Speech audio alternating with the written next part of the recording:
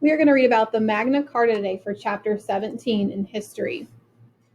So the big question I want you to think about is, why is Magna Carta so important? So you're going to have a discussion question on this at the end, and you're going to answer that big question of why it was so important. The landless son. The youngest child of Eleanor of Aquitaine and Henry II was a boy named John. Although John would become Henry's favorite son, Henry had already given most of his valuable fiefs to his other sons.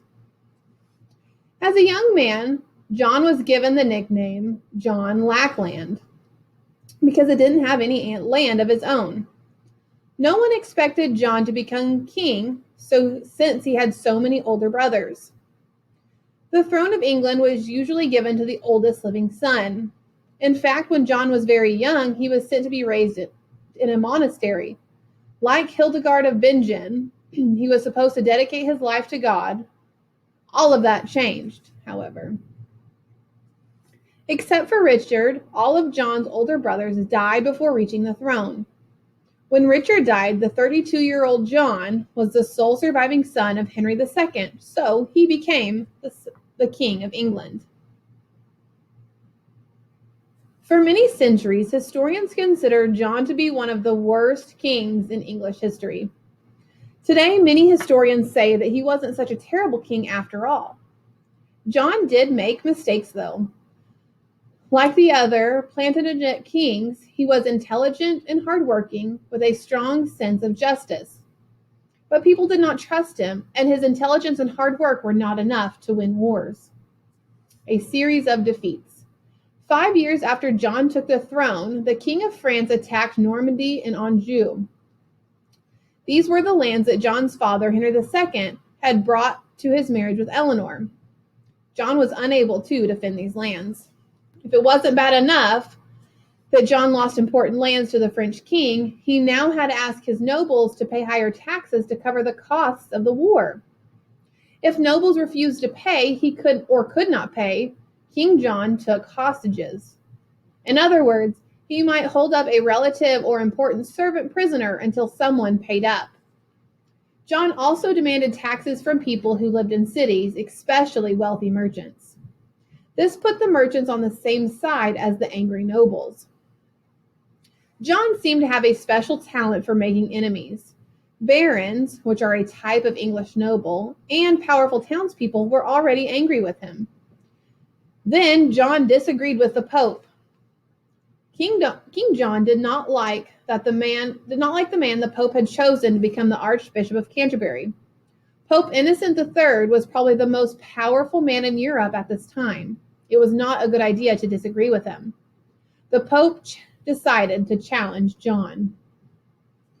When John seized property that belonged to the church, the Pope responded by sending out an order to close the church in England.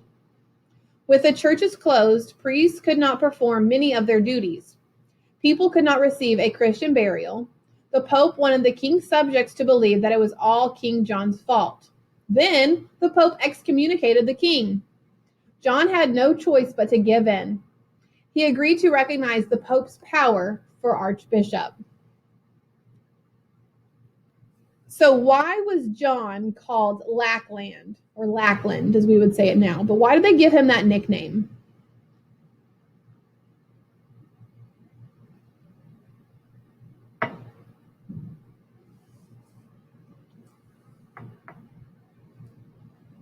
So since John was the youngest son of Eleanor and King Henry II had already given out most of his valuable land to the older sons because John wasn't expected to become king, so he didn't really worry about him. So since he didn't have land, or he lacked land, that's where he got the nickname of Lackland.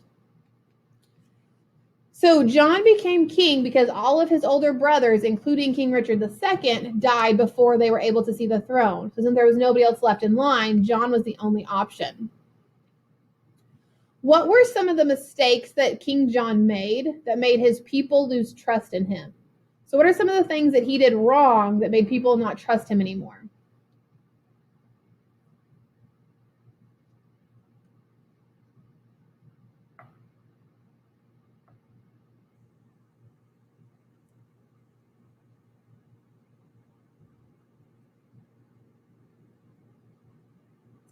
So one of the main things that John did wrong was he was not able to protect Normandy and Anjou from the King of France. So he lost those lands to France, which made them upset.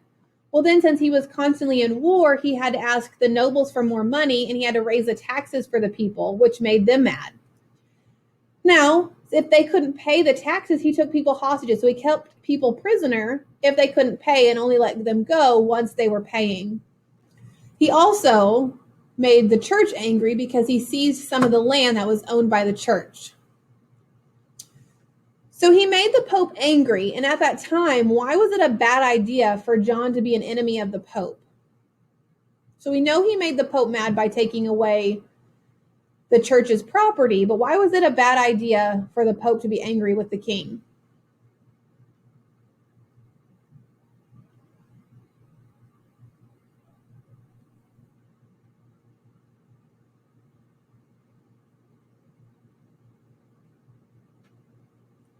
So in this time during the Middle Ages, religion was a very important part of everybody's life. And so everybody was part of the church. And at this time, the Pope ended up being more powerful than the kings did in most of the cases. So the fact that he made him mad was bad because then the Pope ended up shutting down the churches where people weren't able to get the things that they were used to or what they needed in order to keep their religion as good as they wanted it to be. So Pope ended up excommunicating the king. So we're going to start reading a great charter. This was not enough to satisfy the demands of the angry barons and townspeople. In 1215, they prepared a list of demands known as the Magna Carta, which is Latin for Great Charter. It laid out rules for what the king could and could not do to nobles, freemen, and the church. The barons said they would go to war against John if he did not accept this document. When he saw he could not defeat the barons, John agreed to meet their demands.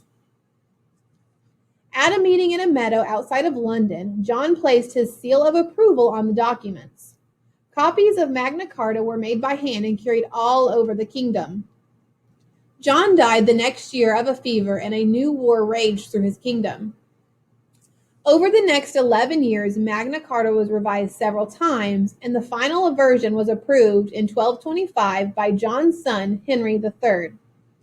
In 1297, it became officially part of English law.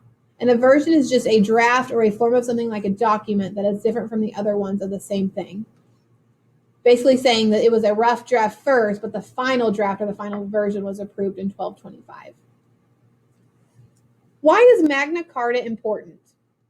It is an important document in the history of the rule of law. In Magna Carta, a king agreed that he had to rule according to laws. So before, the king could do whatever he wanted and there was no repercussions, where now he had to stick to ruling to the laws laid out in the Magna Carta. Many of the Magna Carta rules and laws lasted through centuries that followed. A few ideas from the U.S. Constitution can be traced directly to Magna Carta. Modern democracy, with its emphasis on freedoms and rights, was still a long way in the future.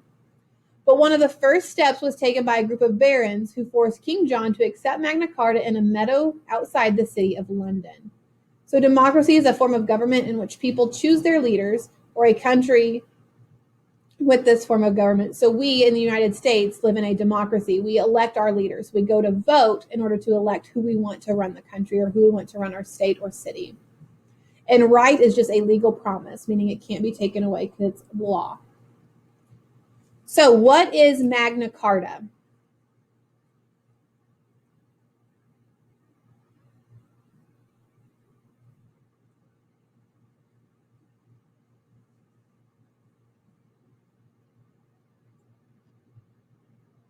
So if you're reading the screen right now, you can see exactly what Magna Carta is because it's still up on the screen. But a Magna Carta was a document that was written by English barons who forced the English kings to recognize the rights of the nobles, the freemen, and the church. It said the king didn't need to have as much power as he did, and it limited some of those powers. So that way he wasn't just doing whatever he wanted with no repercussions. So why did John put his seal of approval on Magna Carta, or why did he accept it?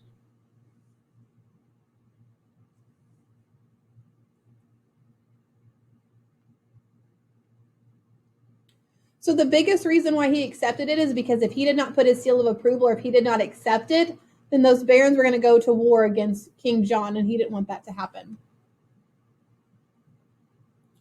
So he didn't want to go into war because to fight with the barons, but why did he not want to go into war with them? What were some of the things that were holding him back from going into war?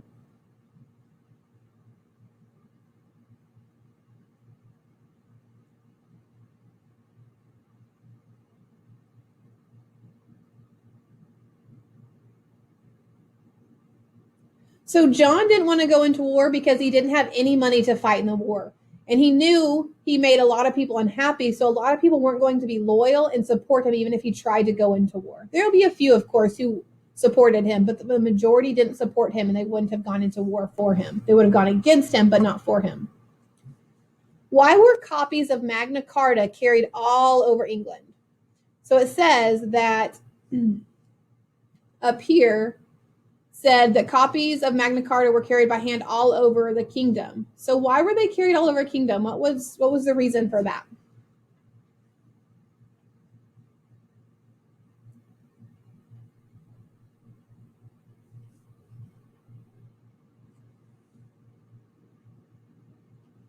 So obviously the Middle Ages were a time way before now. So it wasn't just, hey, I'm going to send this email, or hey, I'm going to make this post onto my social media and then everybody can see it. That wasn't the case. So they didn't have radio, television, email, internet, or any of those things. So if they wanted people to know, then they had to make those copies by hand and send them out so that way people knew what was going on. So they would generally send them to the nobles, the lords, the barons, whoever was in charge, and those people would probably hold some type of gathering to announce what was going on with Magna Carta and what was going on with the king.